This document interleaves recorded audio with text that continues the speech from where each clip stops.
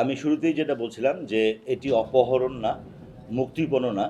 আমরা যখন মেয়েটিকে উদ্ধার করি এবং এর সাথে জড়িত তার চাচাতো ভাই সজীব এবং ওষুধের দোকানদার এবং এর পরবর্তীতে যখন জিসানের বাবা-মা এবং তার ভাইকে, তখন কিন্তু within very short time, within 10 মিনিটসের মধ্যে জিসানকে পাওয়া যায়। তার মানে তাদের সাথে যোগাযোগ ছিল। এটি অপহরণ না, এটি আত্মগোপন। একটি অপরাধকে মানে আড়াল করার নিমিত্তে এটা ছিল। এই বিষয়টা পরিষ্কার। আর যিনি ১ নম্বর এখন আমাদের এজাহারের বর্ণিত আসামি, তিনি এখনও মেডিকেল কলেজে আছে। কারণ প্রত্যেকটা মানুষের চিকিৎসা রাইটস আছে।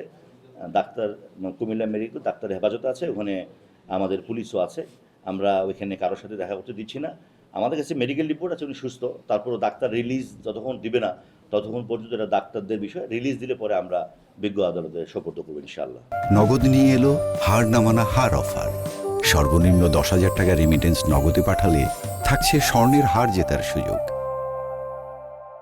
যিনি ভিকটিম, ক্ষতিগ্রস্ত, উনি যেইভাবে লিখিত দিয়েছেন আমরা সেই হিসেবে তো এখানে মূলত তো জিসান হচ্ছে তার সাথে ধর্ষণের যে আসামি, আর বাকি যে ওষুধ দিয়ে তাকে তার আপনার বাচ্চার যে গর্ভপাত করা যারা সহযোগী ছিল তারা সহযোগী আসামি হিসেবে মোট 4 জন আছে। মেয়েটি যেইভাবে আমাদের বলা আছে, অভিযুক্ত যেই ভাষায় অভিযোগ দিবেন সেই ভাষায় মামলা রজ্জু হবে।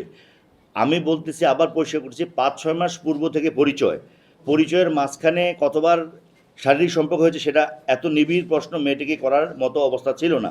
মেয়েটি লিখেছে সর্বশেষ এখানে যেটা লেখা আছে যে ২০/২০২৬ তারিখে দাউদকান্দি থানায় জিসান মিয়ার ভাড়া বাসায় ভিকটিম মেয়েটিকে ধর্ষণের শিকার হয়। ওনার যারা নিকট আত্মীয়, ওনার বাবা-মা, ভাই, ওনার যারা আত্মীয় স্বজন, পরিবার পরিজন অবশ্যই দেখা করতে পারবে। হাসপাতালে কর্তৃপক্ষ অনুমতিতে দেখা করতে হবে। আমি কিন্তু বলেছি আমাদের পুলিশ ওখানে আছে নিরাপত্তার জন্য।